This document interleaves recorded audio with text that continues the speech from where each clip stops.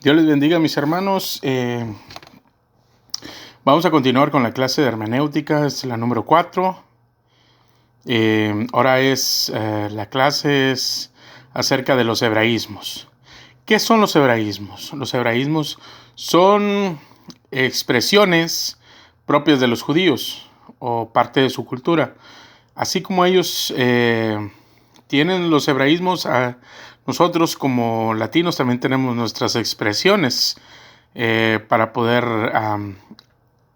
decir cosas que realmente son propias, valemos la redundancia, son propias de nuestra cultura. Por ejemplo, yo soy mexicano y yo conozco muchísimos mexicanismos, pues, que también son expresiones propias de nuestra cultura en México. Por ejemplo, nosotros usamos mucho el Simón.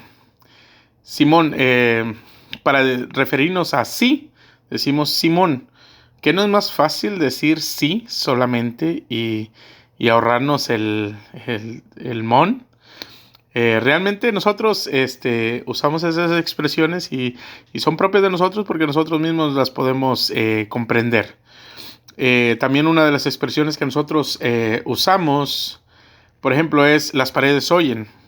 ¿Acaso las paredes tienen oídos? O ¿no? Prácticamente se refiere a que hay personas que están escuchando la conversación, o hay personas que posiblemente escuchan la conversación que no es propia para ellos. O muchas veces decimos también hay pájaros en el alambre. Eso también da a entender la misma expresión. Otra expresión también que usamos nosotros, me cayó el 20, que quiere decir ya entendí lo que me estabas diciendo, o ya entendí a lo que te referías, me cayó el 20. Esa es una expresión propia de nosotros los mexicanos. Así también los hebreos también tienen expresiones que están impregnadas en la escritura, en las cuales ellos que ellos pueden comprender fácilmente porque es parte de su cultura. Por ejemplo, vamos a ir a los ejemplos, pero primero, inciso A dice, para nosotros puede aparentar supuestas expresiones confusas para nuestro entender, pero para ellos es netamente normal. Pues es para ellos muy normal las expresiones, así como para nosotros, los mexicanos, los mexicanismos. Ejemplo número 1, Filipenses. Dice Filipenses capítulo 3, versículo 2. Una expresión que el apóstol Pablo usó, dice, guardaos de los perros. Bueno, ¿acaso está hablando el apóstol Pablo de que tengan que guardarse de que los perros andan rabiosos o que hay muchísimos perros y pueden morderte? No necesariamente se refiere a los perros literalmente, sino está hablando acerca de otra cosa y al cual yo les voy a explicar en este momento. Filipenses capítulo 3, versículo 2 dice, guardaos de los perros, guardaos de los malos obreros, guardaos de los mutiladores del cuerpo.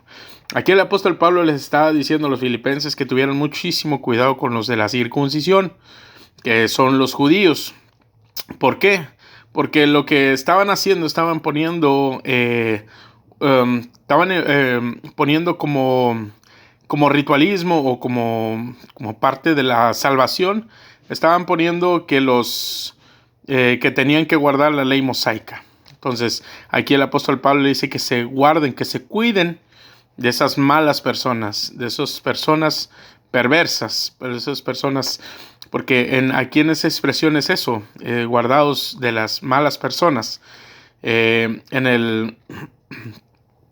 el contexto inmediato podemos saber lo que se está refiriendo a eso, donde dice guardaos de los malos obreros, o sea, sí, de las personas que no trabajan, que no están trabajando como deberían de trabajar.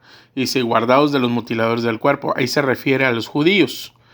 Recordemos que siempre ha sido el problema siempre fue el problema con el apóstol Pablo hacia los judaizantes, que siempre decían que sí, que las personas podían ser salvas, pero en realidad tenían que guardar la ley de Moisés. Por eso se hizo el concilio en Jerusalén, o la reunión de los apóstoles en Jerusalén, parece que es Hechos capítulo 14 o capítulo 15, parece, no recuerdo muy bien, y fueron y discutieron que si los gentiles, que somos nosotros, deberíamos de judaizar para poder tener la salvación, y en realidad quedaron con que es por gracia y que solamente nos cuidáramos de sangre, de ahogado, de fornicación, nos guardáramos de esas cosas, pero que al Espíritu Santo también le ha parecido correcto que no le pusieran ninguna otra carga a los gentiles, o sea, nosotros, que no judaizáramos. Incluso, si recuerdan, en la epístola a los Gálatas, en el capítulo 1 también enfatiza mucho el apóstol Pablo acerca de que realmente cuando llegó el apóstol Pablo les enseñó el evangelio, pero después que se fue el apóstol Pablo llegaron judaizantes y empezaron a poner rituales judaicos o judaizantes en los Gálatas, y ahí fue cuando el apóstol Pablo regresó. Dijo: hey, Gálatas insensatos, ¿quién los fascinó o quién los hipnotizó para que ustedes pudieran agarrar ese evangelio de obras? Dice, porque si yo, un ángel del cielo, les predico otro evangelio que no es el que les enseñamos primero, sea maldito. Incluso dice: Gálatas insensato, dice, ustedes empezando con el espíritu van a terminar con la carne. Así mismo a eso se refería, esas personas, a los judaizantes. Entonces el apóstol Pablo enfatiza en esta situación, dice: guardados de los perros, o sea, guardados de las personas inmundas, de las personas que no quieren el bien para las personas, sino que ellos quieren meter su ritualismo. Ese es el ejemplo número 1. El ejemplo número 2 es 2 de Samuel, capítulo 9, versículo 8, y dice textualmente así: y él inclinándose dijo: ¿Quién es tu siervo para que mires a un perro muerto como yo? En esta expresión, en esta ocasión es Mefiboset delante de David, porque recordemos en el contexto bíblico de este texto, está hablando de que David quiere hacer misericordia con la casa de Saúl, el anterior rey de Israel. Entonces pregunta que si hay alguien que pueda hacer misericordia, o si David puede hacer misericordia con alguien. Y en eso se acerca un hombre y le dice a David, dice: yo conozco un muchacho que se llama Mefiboset, él es hijo de Jonatán, hijo de Saúl. Entonces David dice: pues tráemelo. Entonces se lo llevan, y pues él estaba en un lugar donde estaba totalmente privado de muchísimas cosas. Él estaba oculto, porque recordemos que cuando un rey llegaba a gobernar o a reinar, válgame la redundancia, cuando él llegaba, el rey nuevo tenía que acabar o tenía que matar con toda la descendencia del rey anterior. Pero en este caso David anda buscando a la descendencia del rey anterior, pero para hacer misericordia con ellos, ¿sí? Para ayudarle en lo que se pudiera, porque recordemos que David y Jonatán, sus corazones se habían enlazado y eran como hermanos, pues. Entonces, la humildad de Mefiboset delante de David hace esta expresión, que es: ¿quién es tu siervo para que mires a un perro muerto como yo? O sea, ¿quién eres tú, o qué misericordioso eres tú para que me mires a mí y hagas misericordia conmigo? En esa expresión lo está diciendo. No se refiere que en realidad lo miran como un perro muerto. O sea, la humildad que estaba teniendo Mefiboset delante de David, a esa expresión estaba llevando, de que quién era él para que lo miraran con misericordia. Entonces, de esa forma, él se humilla, haciéndose ver como si fuera un perro, pero es una expresión de ellos, no de nosotros. ¿Por qué lo digo que es de ellos y no de nosotros? Porque en realidad nosotros muchas de las veces hemos escuchado personas en las redes sociales que hacen videos, levantan videos, y esas personas así libremente empiezan a ofender a otros hermanos, otros pastores, otros evangelistas, nomás porque no están pensando así como ellos. Y me refiero a un pastor aquí de Guatemala, muchísimo, porque él es el que más miro acerca de eso. Y ese pastor siempre, si no piensas igual que él, para él ya eres un hijo del diablo o eres un perro.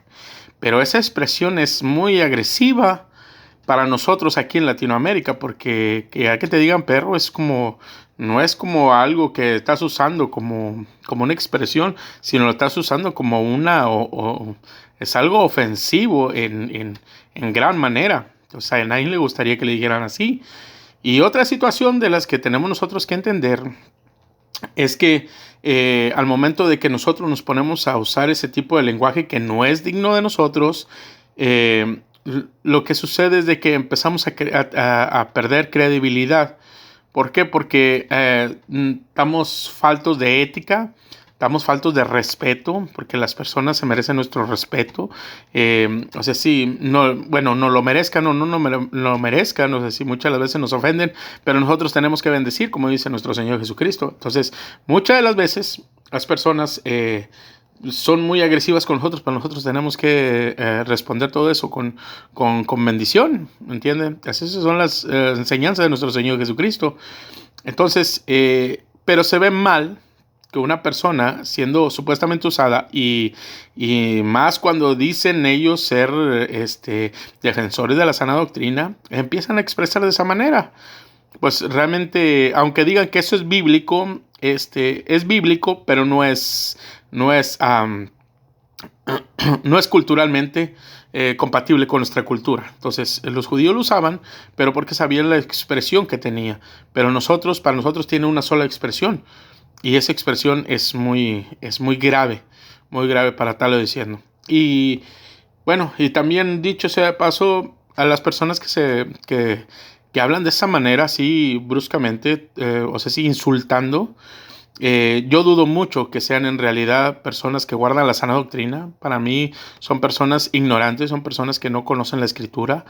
Y otra, de que ellos dicen que defienden la sana doctrina, pero para mí no son ni guiados por el Espíritu Santo, porque el Espíritu Santo, para empezar, no te avergonzaría, no haría algo que te avergonzara a ti. Y otra, no creo que el Espíritu Santo use palabras tan feas, tan inmundas en su vocabulario como el Espíritu Santo que es, ¿me entiendes? Entonces rebajamos a la esencia del Espíritu Santo a una esencia totalmente baja, y yo en lo personal sí dudo que sea una persona, para empezar, bíblica, y otra guiada por el Espíritu Santo.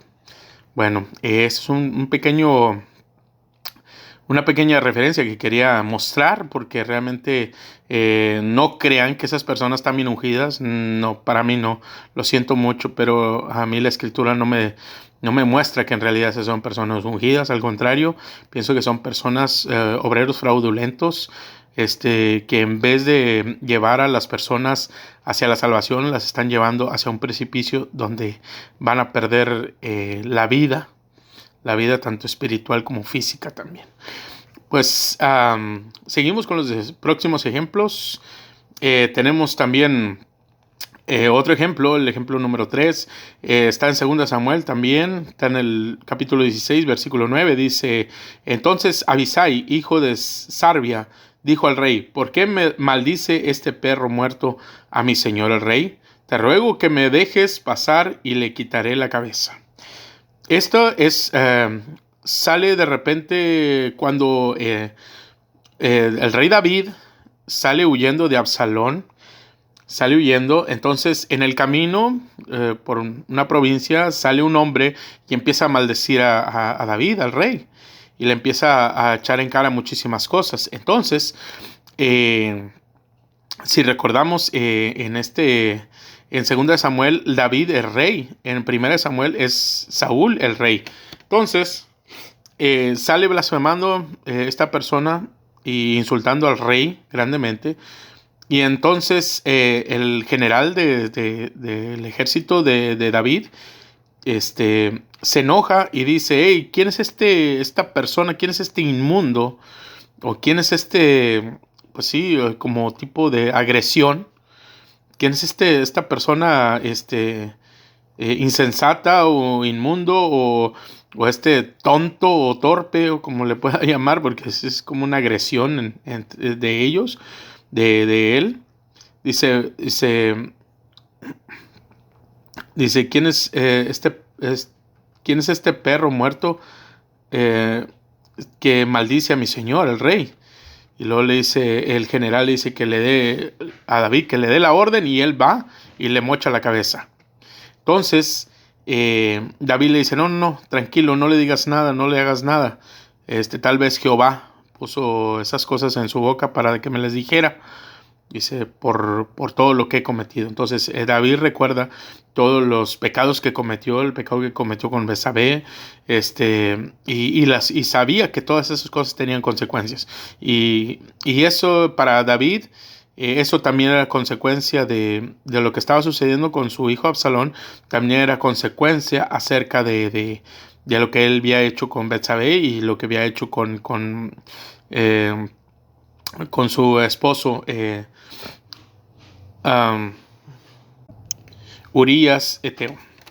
Pues entonces, mis queridos hermanos, seguimos con con las expresiones de perro, que realmente es un poco fuerte, hasta para mencionarlos, bastante fuerte, pero son cosas que los judíos conocen de bien a bien. El otro ejemplo de los que tenemos, el número 4, es Mateo capítulo 15, versículo 26 al 27. Esta historia es, es cuando Jesús va por las ciudades y en eso se topa una mujer cananea. La mujer cananea dice, Señor, ayuda a mi hija, y ayuda a mi hija, y va detrás del Señor. Entonces los apóstoles se molestan. Se molestan con la señora y le dicen a nuestro Señor Jesucristo, le dicen, hey, despídela porque nomás está atrás de nosotros dando voces, poniéndonos en ridículo.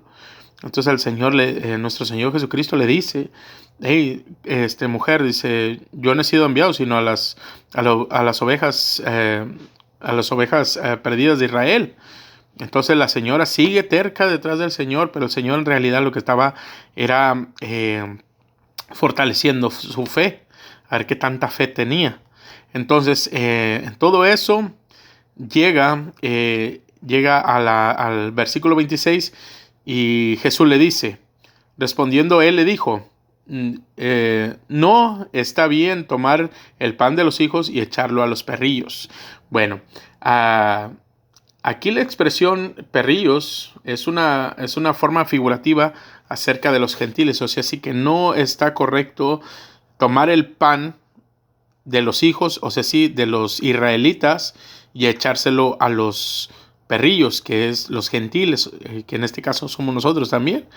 Somos gentiles porque no somos de sangre pura judía, entonces en cierta forma somos gentiles. Y somos gentiles redimidos con la sangre de nuestro Señor Jesucristo y venimos a ser ya parte de la familia de Cristo por causa de la sangre de nuestro Señor Jesucristo. Entonces, dice que no está bien quitarle la comida a los hebreos y echársela a los gentiles. Ahí es la expresión que da nuestro Señor Jesucristo, pero ella le contesta de esta manera. Y ella dijo, sí, Señor, pero aún los perrillos comen de las migajas que caen de la mesa de sus amos. La expresión aquí, mi querido hermano, que la señora, la mujer que quería el milagro de parte de nuestro Señor Jesucristo, ella sigue con el sentido figurado que usa nuestro Señor Jesucristo y le da a entender, dice, sí, pero aún los gentiles comen las migajas que caen de las mesas de los judíos. O sea, sí, para nosotros también hay misericordia en cierta forma. Y es cuando nuestro Señor Jesucristo le dice, mujer, grande es tu fe, que se haga con tu hija como tú quieras. Y ahí es cuando nosotros nos damos cuenta que en realidad perrillos también nos llamaban a nosotros como gentiles. Otra expresión, y la última acerca de esto de los perrillos, de los perros, que sí es un poco grave, pero necesitamos comprenderla bien a fondo. Está en 2 de Pedro capítulo 2, versículo 22, y este es un proverbio, por eso ese tipo de expresión acerca de que los perros viene acerca de este proverbio. Dice el apóstol Pedro, pero les ha acontecido lo del verdadero proverbio. Que son proverbios, son dichos que enseñan o revelan algo. Dice lo del verdadero proverbio. el perro vuelve a su vómito y la puerca lavada revolcarse en el cieno. Entonces aquí vuelve a usar la palabra perro, pero aquí está enseñando por qué usan la figura de un perro para demostrar lo que hemos estado leyendo. Lo que significa, dice, pero les ha acontecido lo del verdadero proverbio.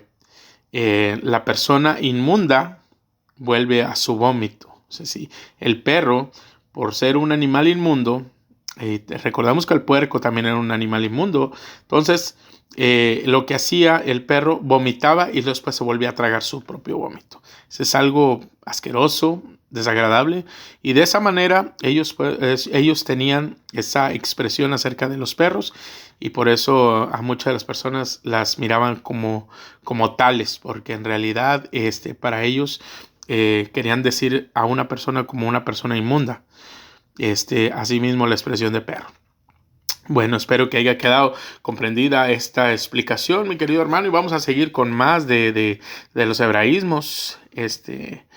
Ya quedó lo de perros, ya quedó, espero. Vamos a otra expresión de los que es muy conocida de los judíos. Es acerca de las semanas. Para ellos la expresión semanas no necesariamente se refiere a semanas de días, porque pueden ellos también hablar de semanas de años, semana de horas, semana no sé, podríamos decir semana de plantas, semana de árboles, que significa el número 7. O sea, sí, 7 árboles, 7 semanas, 7 años, 7 minutos, pero ellos propiamente usaban la palabra semanas. Esto está en Daniel capítulo 9, versículo 24.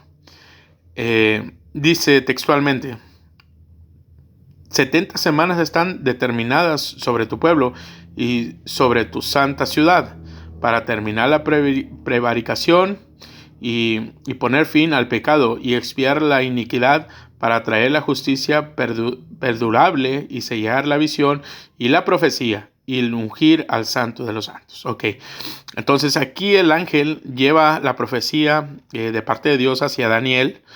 Entonces le dice, y mira, esto es lo que Dios tiene planeado para tu pueblo Israel. 70 semanas están determinadas sobre tu pueblo. Ok, ¿qué es lo que quiere dar a entender allí el ángel? Dice, lo que quiere dar a entender, literalmente dice, 70 veces 7 están determinadas sobre tu pueblo. Bueno, ¿a qué se refiere? Se refiere a que son 70 por 7, son 490 años. Se está refiriendo a años en esa expresión. 70 años, no, perdón, 70 por 7, pero está refiriendo en años. Y si vemos la doctrina de las 70 semanas de Daniel, nos damos cuenta, literalmente se cumple todo al pie de la letra. Incluso hasta la muerte de nuestro Señor Jesucristo se vence la semana 69. Entonces limpiecita está la última semana, que son los 7 años de la gran tribulación. Y eso, solamente nuestro Dios pudo haber hecho eso, de hacer todas las cosas matemáticamente bien exactitas. Entonces, recordemos que semanas se refiere al número 7. Número 7, recuerde, 7 rosas es una semana de rosas. 7 años, una semana de años. 7 días, una semana de días. A eso se refiere. Bueno, esa es otra expresión de los hebreos. Vamos a ver otra expresión de los hebreos, que es muy conocida para ellos en la escritura. Y todas estas figuras usted las puede encontrar en la Biblia y puede decir, wow, yo ya lo había escuchado, ya me lo sabía yo de esta forma.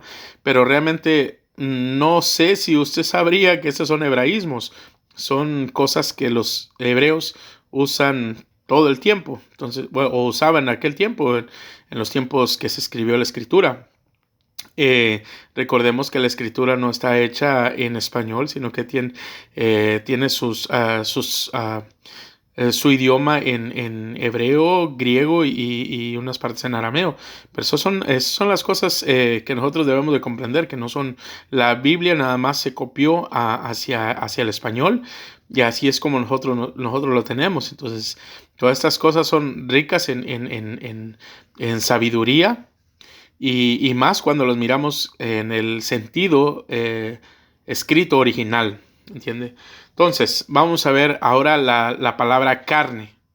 Génesis capítulo 6, versículo 12, dice, y miró Dios la tierra, y he aquí que estaba corrompida, porque toda carne había corrompido su camino sobre la tierra. Bueno, recordemos que en Génesis capítulo 6 habla acerca de que a Dios le dolió en su corazón haber hecho hombre en la tierra, porque se había multiplicado la maldad. Ese versículo bíblico es contemporáneo con Noé y el arca. Entonces dice que se había corrompido toda carne. ¿A qué se refiere? Bueno, se refiere a las personas, no se refiere literalmente a un kilo de carne, a un costillar de carne, no se refiere literalmente a carne. Se está refiriendo a personas. Mire en el sentido original cómo se escucharía. Dice, y miró Dios la tierra y he aquí que estaba corrompida, porque toda persona había corrompido su camino sobre la tierra. ¿Verdad que ya tiene un poquito más de significado eso? Porque en realidad carne para ellos quiere decir eso. Bueno, hay otro sentido. Hay que mirar también el contexto de la escritura para poder saber si se refiere a carne de personas o a carne literal. En Primera de Reyes capítulo 17 habla acerca de Elías de Isbita cuando estaba en el río de Querit. Dice que iban los cuervos y le llevaban carne y pan. Ahí no se refiere que le llevaban personas. Ahí es literal, el texto bíblico, ahí es literal. Los cuervos le llevaban carne literal y pan literal. Entonces, ahí sí se refiere a carne. Pero ahí según el contexto de la escritura es como nosotros podemos comprender si se refiere a carne o se refiere a carne como tipo persona. Bueno, hay muchísimos ejemplos en la escritura. Cuando quieran buscar y sería un buen ejercicio para ustedes hacer todo eso. Vamos a ver otro ejemplo de hebraísmo. Está en Génesis capítulo 4 versículo 1, la palabra conoció. Bueno, en Génesis capítulo 4 estamos hablando de que en el capítulo 3 ellos fueron expulsados del paraíso. Fueron expulsados del huerto del Edén. Entonces, en el capítulo 4, comenzando Lolo, dice la escritura, conoció Adán a su mujer Eva, la cual concibió y dio a luz a Caín, y dijo, por voluntad de Jehová he adquirido varón. Ok, aquí si nosotros miramos la palabra literalmente dice, conoció Adán a su mujer, o sea, sí, que nadie se la había presentado hasta que salieron del huerto del Edén. No se refiere a eso, sino que se refiere a que no tuvo relaciones sexuales con su mujer Eva. Bueno, en el capítulo 4 dice que conoció a Adán a su mujer, o sea, que tuvo relaciones sexuales con ella, y la cual concibió y dio a luz a Caín. Tiene como el texto inmediato, luego dice las consecuencias de eso, de haber conocido a Adán a su mujer. Pero no se refiere literalmente a que nadie se la había presentado, no, se refiere a que no había tenido ayuntamiento con ella. Bueno, esa es la palabra conoció, no sé, yo creo que usted ya la conocía, pero pues prácticamente hay muchísimas cosas que conocemos, pero no sabemos cómo se llaman. Y en este caso le estoy enseñando que son hebraísmos. Bueno, el próximo hebraísmo también se refiere a lo mismo, a conoció. Esto está en Mateo capítulo 1, versículo del 24 al 25. Dice la escritura en el versículo 24. Dice, y despertó José del sueño, dice, hizo como el ángel del Señor le había mandado y recibió a su mujer. O sea, sí. El contexto de este pasaje bíblico es cuando José dice que se da cuenta que María estaba embarazada y como no quería difamarla, decidió dejarla en secreto, divorciarse de ella en secreto, sin romper el pacto. Pero el ángel se le aparece y le dice, dice, no hagas eso con María, no la dejes sola, porque ella lo que tiene en su vientre del Espíritu Santo es. Entonces dice que el ángel le dijo que no dejara a María. Entonces allí es cuando José vuelve a reunirse con María, porque el ángel le dijo que en su vientre iba a traer al Salvador del mundo. Y en el versículo 25 dice, pero no la conoció hasta que dio a luz a su hijo primogénito y le puso por nombre Jesús. Entonces, dice que no la conoció, o sea, sí, entonces no la conocía, se iba a divorciar de ella y como quiera no la conocía. No, no se refiere a eso. Ahí lo que se refiere es no tuvo relaciones sexuales con ella hasta que dio a luz a su hijo primogénito y le puso por nombre Jesús. A eso se refiere totalmente, literalmente. Entonces, eso también echa por tierra el dogma de la Iglesia Católica que dice que María fue siempre virgen. Eso es una mentira. O sea, sí, ahí dice en la Escritura, en el versículo 25, dice que después José tuvo relaciones sexuales con María, pero hasta después que dio a luz. Entonces, ahí echa por tierra el dogma ese de la Iglesia Católica. Pues bueno. Seguimos con más hebraísmos, tenemos otros ejemplos. El próximo ejemplo es San Lucas capítulo 14, versículo 26. La palabra aborrecer. Ha dado muchos problemas a esta palabra de aborrecer. ¿Por qué? Porque muchas de las veces, según a nuestro entendimiento como latinos, aborrecer es odiar a alguien. Pero en realidad en esta palabra no se refiere a eso. No se refiere que tienes que odiar a alguien. Mire lo que dice Lucas capítulo 14, versículo 26. Si alguno viene a mí, dice el Señor, y no aborrece a su padre y a su madre y mujer e hijos y hermanos, hermanas, y también su propia vida, no puede ser mi discípulo. Ok, ¿qué es lo que está dando a entender aquí nuestro Señor Jesucristo? Que si no odias a tu padre, a tu madre, a tu mujer, a tus hijos, tus hermanos, incluso si no te aborreces a ti mismo, si no te odias a ti mismo, tú no eres digno de seguir al Señor. Aleluya, dicen unos. No se refiere a eso. Hay que tener sabiduría y por eso estamos aprendiendo acerca de la hermenéutica para poder comprender qué es lo que en realidad quiere dar a entender cada versículo bíblico. Bueno, lo que se refiere aquí dice aborrecer. La palabra aquí en cuestión es aborrecer. ¿Qué quiere decir aborrecer? Esto significa poner en primer lugar. O sea, sí, lo que nuestro Señor Jesucristo está diciendo es, si alguno viene a mí y pone en primer lugar a su padre, a su madre, a su mujer, a sus hijos, hermanos, y aún si pone en primer lugar su propia vida, no puede ser mi discípulo. ¿Por qué? ¿Por qué el Señor no quiere? ¿Por qué quiere que aborrezcamos? Porque no significa eso. No significa odiar. Significa poner en primer lugar. Entonces, cuando comprendemos esto, nos damos cuenta de muchísimas cosas. O sea, sí. Y muchas de las veces queremos decir,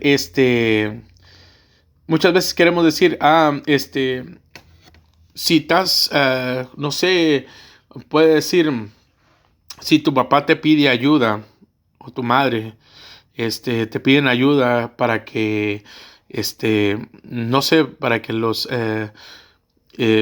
muevas de un lugar a otro, les consigas medicinas o algo que sea necesario para ellos, incluso que necesiten compañía, y digas, no puedo hacer eso porque ya ya llegó la hora del culto y tengo que irme. O sea, sí, lo siento mamá, lo siento papá, no puedo hacer eso porque, lo siento porque, mi Jesús está en primer lugar. Ok, estoy de acuerdo en eso. Pero lo que sí tenemos que entender esto es de que entonces ¿dónde ponemos la palabra que dice hay que honrar a nuestros padres? Honra a tu padre y a tu madre para que te vaya bien en la vida. Está en Éxodo capítulo 20, también está en Efesios capítulo 6. Entonces, si el Señor se estaba refiriendo a eso, a que tenemos que odiar a nuestros padres, entonces ¿dónde está ese versículo bíblico? Les voy a dar un ejemplo. Hablan los fariseos en esta ocasión, hablan y le dicen a nuestro Señor Jesucristo, oyes, ¿por qué tus discípulos quebrantan la ley, la tradición de los ancianos de lavarse las manos? Porque los discípulos de Jesús, de nuestro Señor Jesucristo, estaban comiendo sin lavarse las manos. Entonces, en eso, nuestro Señor Jesucristo los confronta y les dice, hey, ustedes, ¿cómo ustedes quebrantan la ley de Dios con los mandamientos de los hombres? Porque ustedes dicen, Padre, o sea, sí, a los papás de ellos: Padre, el dinero con el que pudiera ayudarte, no te puedo ayudar con ese dinero, porque ya lo dediqué al templo. Entonces, no es de que se lo hayan llevado al templo, no. Ellos podían tener posesión de ese dinero, podían usar ese dinero, pero no lo podían dar a sus padres porque el momento que el templo lo necesitaba, tenían que llevárselo. Pero no lo hacían por el templo, sino lo hacían para no darle nada a sus padres. Entonces nuestro Señor Jesucristo dice: hey, ¿cómo ustedes invalidan el mandamiento de honrar a sus padres por causa de la tradición? Y muchas de las veces nosotros no comprendemos ese asunto, ¿me entienden? Entonces nosotros tenemos que honrar a nuestros padres, claro que sí, pero en primer lugar nosotros tenemos que poner a Dios. Ahorita se lo explico un poquito mejor. Entonces, también eso me recuerda, también me pongo yo a pensar en esto. Muchas de las veces, hay veces que se nos ponen a prueba muchísimas cosas. Por ejemplo, si vamos directamente a la iglesia, te lo voy a poner de esa manera, y miras a alguien que necesita ayuda, que se le haya acabado la gasolina en su vehículo y esté en la orilla del camino y pues está esperando a que alguien le eche la mano y le ayude. Bueno, tú como buen cristiano, ¿qué es lo que harías? Dijeras: y voy tarde a la iglesia y lo siento, Señor. Te vas derecho y dices: lo siento, Señor, no te puedo ayudar, o lo siento, persona, quien seas, no te puedo ayudar porque pues realmente voy a llegar tarde a la iglesia. Entonces, al contrario, y si el Señor te lo puso ahí en el camino para que tú le hables, para que tú le ayudes, y ya por medio de esa ayuda, como motivación, le puedes hablar del evangelio. A lo mejor sea una persona que necesita más que un litro de gasolina o que un galón de gasolina. A lo mejor necesita hablar con alguien. A lo mejor tiene algún problema. A lo mejor tiene una situación y no encuentra salida. Tal vez sea una persona que está batallando con muchas situaciones y el Señor te la pone en el camino para que tú le hables de Él y realmente cierras tu corazón porque dices: vas a llegar tarde a la iglesia. Eso también no se refiere a dejar al Señor en último lugar porque te está esperando en la iglesia. Tampoco no digo que sea malo ir a la iglesia, al contrario, hay que ir a la iglesia, hay que discipularnos, hay que escudriñar la palabra, hay que llenarnos de la palabra que nos imparten en la iglesia, hay que tomar todo estudio que salga en la iglesia, porque todo eso es para edificación de nosotros y para exaltar a Dios y para ser de bendición hacia los hermanos. Pero me refiero a esto: vas a cerrar tu corazón. ¿Qué es lo que hizo el buen samaritano? Dice que pasó creo que pasó un sacerdote y no, dice que no se quiso arrimar a ayudarlo a una persona que había sido víctima de ladrones. Pasó el sacerdote y no quiso ayudarlo. Pasó un levita, fíjese, de las personas que ministran en el templo, y nadie quiso ayudarlo. Dice, pero pasó una persona común y corriente, una persona, un samaritano. Pasó y dice que le ayudó, se lo llevó, le curó sus heridas y todavía le pagó a la persona, al mesonero, le pagó por adelantado. Y dice, y aún así, si tú atiéndemelo bien y lo que haga falta, yo te lo voy a pagar. ¿Entiendes? Entonces, es algo que nosotros debemos aprender y debemos de hacer, porque eso fue lo que le dijo nuestro Señor Jesucristo. ¿Me entiendes? Entonces, eso también hay que tenerlo bien en prioridad. Recuerde, las prioridades, mi prioridad es esta. Mi prioridad es primero Dios, es mi familia, la iglesia y el trabajo. ¿Por qué?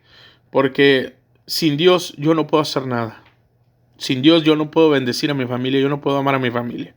Sin Dios yo no puedo amar a mis hermanos en la iglesia. Sin Dios yo no puedo adquirir trabajos, o yo no puedo trabajar, pues. Yo dependo de Dios completamente. Entonces, pues tengo a Dios por encima de todo. ¿Me entiende? Entonces, número 2, mi familia. ¿Por qué mi familia? Porque mi familia va a ser salva por medio de mí. O sea, si yo soy el sacerdote del hogar, yo soy los que los voy a sacar hacia adelante a mi familia. Dios no me va a pedir cuentas de lo que hice en la iglesia, de lo que hice en mi trabajo. Me va a pedir cuentas de lo que yo hice con mi familia. Y eso es lo que nosotros también tenemos que entender. Entiende que Dios nos va a pedir cuentas. Y número 3, en la iglesia. Claro que sí tenemos que ser bendición, de mucha bendición en la iglesia. Todo lo que podamos ayudar, hay que aportar, hay que salir adelante, hay que bendecir a nuestros hermanos, hay que salir adelante todos juntos como congregación, ¿me entiende? Y, y por último, el trabajo. El trabajo no es prioridad. Más que muchas de las veces nosotros tenemos las prioridades mal puestas y muchas de las veces tenemos el trabajo en primer lugar, después Dios, después la familia, después la iglesia o así. Eh, Incluso muchas de las veces, para no mirarme muy así de muy pecador, porque en realidad pues lo soy, ¿verdad? Gracias a la sangre de nuestro Señor Jesucristo, cual yo he sido aceptado delante del Padre, pero yo en mí nada bueno tengo. Lo que sé es porque el Señor le ha placido. Pero muchas de las veces, mis queridos hermanos, nosotros guardamos nuestro dinero más que si guardáramos la ley de nuestro Dios. Y hacemos muy poca misericordia con las personas, pero decimos que somos cristianos. Entonces ahí no me puede decir que realmente usted de esa manera no me puede decir alguien que es un cristiano que ama a Dios, porque en realidad sus prioridades son otras. No es Dios, sus prioridades son otras. De que pueda usted levantar las manos en la iglesia y que se sepa todos los coritos y todos los lenguajes de la iglesia, eso no significa que usted sea un cristiano. Hablando figuradamente,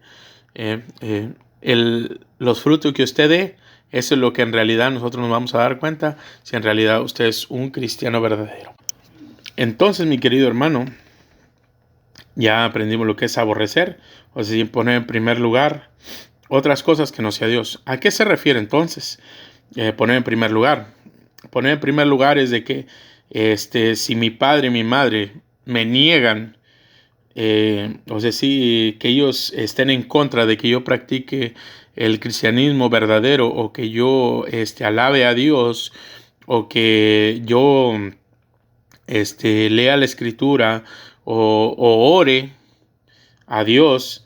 Entonces, si ellos están en contra de mí y me llegan a decir, te voy a correr de la casa si sigues siendo como cristianito, ahí es cuando yo tengo que tomar la decisión.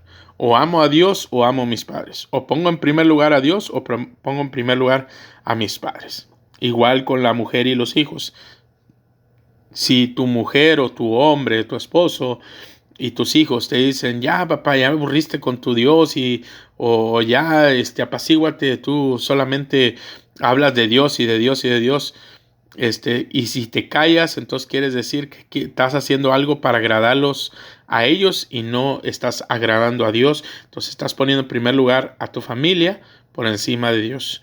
Al contrario, nosotros tenemos que dar testimonio a toda persona, le guste o no le guste. Nosotros tenemos que dar buen testimonio. Ojo, no estoy diciendo que tenemos que señalar que ustedes son pecadores y todo ese asunto. No me estoy refiriendo a eso.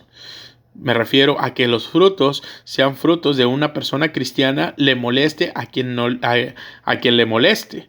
Porque dice nuestro Señor Jesucristo dijo, a usted no los aborrecieron, a mí me han aborrecido. Pero si eso hacen con el tronco, ¿qué no harán con las ramas? O sea, si la vida de nuestro Señor Jesucristo fue tropiezo para muchísimas personas, ¿ustedes creen que si nosotros actuamos como nuestro Señor Jesucristo, nosotros nos va a ir bien?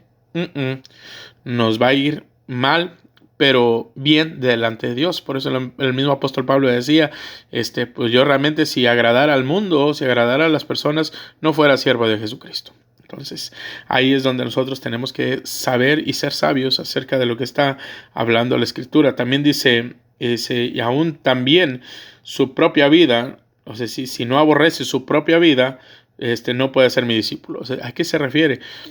Se refiere a esta situación, a que siempre busques el bienestar para ti por encima de lo que es buscar a Dios. Entonces no eres digno de buscar a Dios.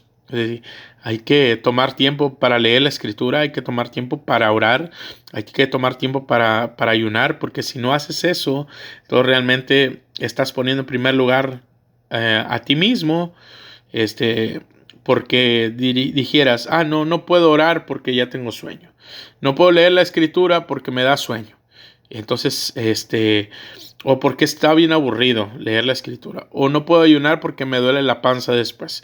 Todo eso es poner en primer lugar a nosotros mismos, incluso nuestros propios deseos carnales, nuestros mismos deseos, también. Si nosotros los ponemos en primer lugar antes que a Dios, pues realmente nuestros deseos carnales, ¿me entiende? El pecado, si lo ponemos en primer lugar por encima de Dios, entonces no somos dignos de seguir a nuestro Señor Jesucristo. Pues, mis queridos hermanos, hasta aquí espero que vayamos bien. Me voy a saltar la de el último ejemplo, porque quisiera avanzarle al estudio y que no sea muy largo. E inciso B, parte de la cultura hebrea es hablar con no para resaltar lo importante del texto. Ejemplo, San Juan capítulo 6 versículo 27 dice: trabajad no por la comida que perece, sino por la comida que a vida eterna permanece, la cual el Hijo del Hombre os dará, porque a este señaló Dios el Padre. ¿A qué se está refiriendo, mi querido hermano? Se está refiriendo a que no es que dejemos de trabajar y que Dios nos va a mantener. No se refiere a eso. Se refiere a que nuestro enfoque no sea el trabajar por las cosas materiales, sino tenemos que trabajar para la obra de Dios. Y no me refiero a trabajar al 100%, sino que no dejemos todas nuestras fuerzas o no nos afanemos en conseguir cosas materiales sin antes primero conseguir las cosas espirituales, que es tener comunión con nuestro Dios. Entonces, eso es lo que está resaltando un no. No es de que lo niegue, no, es como una forma de expresión de que no pongas en primer lugar. ¿Entienden? Entonces, ese es el primer ejemplo. El segundo ejemplo, y ahí conforme van pasando los ejemplos me va a estar entendiendo un poco más. 1 Corintios capítulo 1 versículo 17 dice, es el apóstol Pablo, dice: pues no me envió Cristo a bautizar, sino a predicar el evangelio, no con sabiduría de palabras, para que no se haga vana la cruz de Cristo. Ok. Aquí el apóstol Pablo no está diciendo que él no se encarga de bautizar. No, sino que el enfoque que él tiene, o la tarea principal que él tiene, es predicar el evangelio.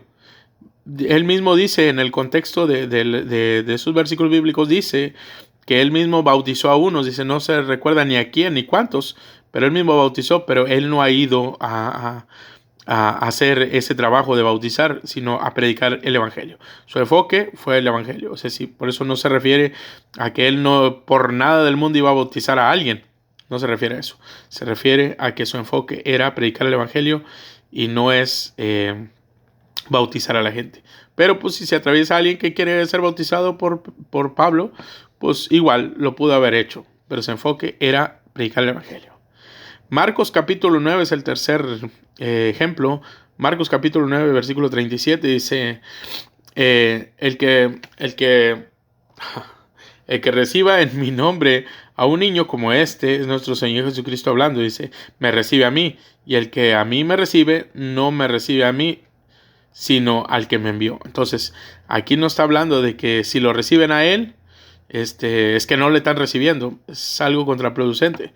Pero si somos sabios, nos vamos a dar cuenta que en realidad lo que él está diciendo, dice textualmente así, dice, el que reciba a un niño como este, o sea, si tenía en sus brazos a un niño, dice, a mí me recibe. Y el que a mí me recibe, no me recibe a mí, sino al que me envió. O sea, si lo que está dando a entender ahí nuestro Señor Jesucristo es el que a mí me recibe, no solamente me está recibiendo a mí, sino también al Padre. Ese es algo que también nosotros tenemos que aprender, de que nosotros no podemos ir directamente hacia el Padre. ¿Por qué? Porque en realidad nosotros somos indignos o impuros como para estar delante del Padre. Nosotros necesitamos el ID o el sacrificio de nuestro Señor Jesucristo para poder estar delante del Padre. Si no tenemos a Cristo como Señor y Salvador, no nos podemos presentar delante del Padre, porque nosotros somos inmundos. Nosotros estamos usando la justificación de nuestro Señor Jesucristo, no la de nosotros, porque la de nosotros no sirve. La de nuestro Señor Jesucristo es la justificación perfecta, la que recibió el Padre Celestial. Entonces, el que a mí me recibe, dice, no me recibe a mí, sino el que me envió. O sea, si el que a mí me recibe, también recibe al que me envió. Amén. El próximo ejemplo está en 1 de Pedro capítulo 3, versículo 3 al 4. Dice, vuestro atavío no sea el externo de peinados ostentosos, de adorno, de oro o de vestidos lujosos, sino el interno, el del corazón, el incorruptible ornato de un espíritu afable y apacible, que es de grande estima delante de Dios. Okay. Aquí lo que está diciendo el apóstol Pedro es de que, bueno, no está diciendo que no se vistan decorosamente, que no se vistan de una manera que refleje respeto. Lo que está dando a entender de que su enfoque no sea el andar como pavo real, vestido de una forma de las galas, de las mejores galas. No es porque no esté correcto, sino que tu enfoque no sea en, ¿cómo se dice? En aparentar que tienes dinero, o que tu enfoque no sea el humillar a las demás personas con tus ropas costosas, tus peinados costosos. Eso no está correcto. Entonces ahí es donde el apóstol Pedro y también el apóstol Pablo habla acerca de eso, que no deben de ir de una forma extravagante para humillar o para que los demás se miren menos. Eso es antibiblicísimo ese asunto, porque a Dios no le agrada eso. Entonces por eso en el versículo 4 dice, sino el interno, o sea, del corazón en el en el interno, el del corazón, el incorruptible ornato de un espíritu afable y apacible, que es de grande estima delante de Dios. O sea, sí, tenemos que ir a la iglesia con nuestras mejores galas, sí, pero no con la intención de, decimos en México, ahora sí un mexicanismo, de apañar a las demás personas. Ese no sea nuestro enfoque, que nuestro enfoque sea ir con nuestras mejores galas, pero para adorar y alabar a Dios. Ese es el enfoque que nosotros debemos de tener. Entonces, y pues sobre todo el del corazón, un corazón humilde, sincero, no codicioso, no vanaglorioso, no egocentrista, sino un corazón bueno y agradable delante de Dios, porque es de grande estima para nuestro Dios. Entonces, ahí está el otro ejemplo acerca del no. Espero que sea comprendido eso, de que me haya podido expresar bien. Y nos dirigimos al inciso C. Inciso C dice, Jesús respondía una pregunta con otra pregunta. Nuestro Señor Jesucristo era o es maravilloso, pero cuando estuvo en el mundo, cuando estuvo aquí en la tierra, él hablaba de una forma hermosa. Incluso él para contestar una pregunta, la contestaba con otra pregunta. Y dice textualmente así. Lucas capítulo 20, versículo del 1 al 8. Dice, sucedió un día que enseñando Jesús al pueblo en el templo y anunciando el evangelio, llegaron los principales sacerdotes y los escribas con los ancianos y les hablaron diciendo, dinos, ¿con qué autoridad haces estas cosas? ¿O quién es el que ha dado esta autoridad? Y respondiendo Jesús les dijo, os haré yo también una pregunta, respóndanme. ¿El bautizo de Juan era del cielo o era de los hombres? Entonces ellos discutían entre sí diciendo, si decimos que del cielo, dirá, ¿por qué pues no le creísteis? Pero si decimos pero si decimos de los hombres, todo el pueblo nos apedreará porque están persuadidos de que Juan era un profeta. Y respondiendo que no sabían de donde fuese. Entonces Jesús les dijo, yo tampoco os diré con qué autoridad hago estas cosas. Ok, aquí ellos con la pregunta que le salieron dice, ¿con qué autoridad haces estas cosas? Porque pues para ellos, si se hacía algo en el templo y no se le consultaba primero a ellos tenían que levantarse en contra de todas esas personas que pudieran hacer una revuelta. Entonces, nuestro Señor Jesucristo, siendo más sabio que ellos, les preguntó, dice, respondiendo Jesús les dijo, yo os haré también una pregunta, respóndame, ¿el bautismo de Juan era del cielo o era de los hombres? Entonces ahí ellos no pudieron contestarle y de esa manera, pues querían ponerle trampa a nuestro Señor Jesucristo, pero Él fue más sabio y como no le pudieron responder, Él tampoco les quiso responder. Él contestó una pregunta con otra pregunta. El próximo ejemplo está también en Lucas, capítulo 20, versículo 25, porque ahí lo agarraron y querían a fuerzas que dijera algo malo para poderlo enjuiciar, para poderlo llevar ante el concilio de los judíos y poderlo acusar de algo, pero no podían acusarlo de nada. Entonces le ponían trampas de esa manera.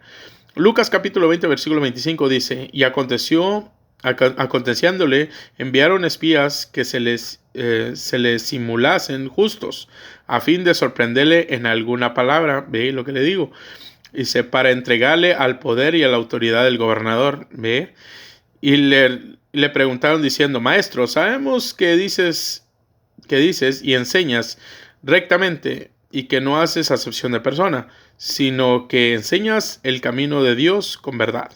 Bueno, ahí va. ¿Nos es lícito dar tributo al César o no? O sea, si ellos lo que querían era ponerle una trampa a nuestro Señor Jesucristo, porque si decía, sí, es lícito darle tributo al César, iban a decir, Él es un traidor de la patria, Él es un traidor de los judíos. Y francamente, ahí a los publicanos, a los que cobraban el impuesto por parte de Roma, a ellos los tenían por traidores. Incluso había un grupo como de guerrilleros que se llamaban los celotes. Por eso uno de los discípulos de nuestro Señor Jesucristo fue un celote. Parece que Simón el celote. Ese hombre venía perteneciendo a ese grupo guerrillero, que era de los que estaban esperando una oportunidad para resistirse, bueno, para poder sacar el imperio de Roma de mismo Jerusalén. Entonces, si Jesús decía, sí, es lícito darle tributo, entonces para ellos iba a ser un traidor y con esa acusación a él lo podían llevar al concilio, perdón, delante de los oficiales israelitas y poderlo enjuiciar y poderlo condenar. Pero si decía que no, pues entonces iba a decir que era una persona que estaba, que era rebelde del imperio de Roma, y que de esa manera los romanos se encargaran de él y lo mataran, como si fuera una persona que fuera rebelde al imperio. Pero nuestro Señor Jesucristo sabemos que es más sabio que cualquiera. Dice, nuestro Señor Jesucristo luego se da cuenta de las intenciones de ellos y dice, mas él, comprendiendo la astucia de ellos, les dijo, ¿por qué me tentáis? Así, ¿por qué me ponen trampas? Dice, mostradme la moneda. ¿De quién es la imagen y la inscripción? Y ellos respondieron y dijeron, de César. Entonces les dijo, pues dad a César lo que es del César y a Dios lo que es de Dios. Entonces, si se da cuenta, él contestó con otra pregunta, pero él no cayó en la trampa de ellos. Él fue más sabio, más inteligente que ellos. Hay otro versículo bíblico donde encuentran una mujer en adulterio y se la llevan delante del Señor y le dicen, Señor, dice, nuestra ley dice que tales personas tienen que ser apedreadas porque esta mujer fue encontrada en adulterio. Entonces dice, ¿tú qué dices? Entonces nuestro Señor Jesucristo dice en la Escritura que Él estuvo escribiendo en tierra. Entonces dice que Él de repente dijo, el que esté libre de pecado que tire la primera piedra. ¿A qué se refería? Porque estos hombres sabían que le estaban, nuestro Señor Jesucristo sabía que le estaban poniendo una trampa. Porque imagínense, si nuestro Señor Jesucristo hubiera dicho, apedréela, hubieran dicho, predica del amor y aún así, pues, quiere que maten a la gente. No sé si iba a perder credibilidad nuestro Señor Jesucristo al momento de darle la autoridad eh, de que apedrearan a esa mujer. Hubiera quedado como una persona falta de amor o falta de misericordia hacia las personas. Pero si hubiera dicho que no le haga nada, entonces ellos se hubieran levantado y lo hubieran acusado ahora de que estaba en contra de la ley de Moisés, porque ahí en ese texto bíblico se lo resaltan, le dice, en la ley de Moisés está escrito que tales personas tienen que ser apedreadas. Entonces, nuestro Señor Jesucristo, más sabio que ellos, les contesta y les dice: el que esté libre de todo pecado, que arroje la primera piedra. Y de ahí, mis queridos hermanos, ahí el mismo Dios los confronta con su, no sé, los confronta con su propio pecado, porque no hay persona que nunca peque, y su conciencia los delata, y dice que se empezaron a desaparecer de uno por uno, empezando de los más viejos hasta los más jóvenes, porque todos estaban, como dijo mi suegro, estaban llenos de garrapatas. O sea, todos tenemos muchos pecados, entonces no tenemos por qué levantar la mano para enjuiciar a otros si estamos igual. Entonces, de esta manera nuestro Señor Jesucristo también es más sabio que ellos y contesta con otra pregunta para que ellos mismos saquen sus propias conclusiones y Él queda librado. Pues bueno, mis queridos hermanos, espero que haya sido de gran bendición para sus vidas. Para mí lo fue. Y ahí quedó ya la clase de hermenéutica número 4. Ya vamos a tener pronto la clase de hermenéutica número 5, pero ya eso va a ser presencial. Dios me les bendiga, que tengan un excelente día, que la paz de Cristo esté con todos nosotros en todo tiempo. Bendiciones.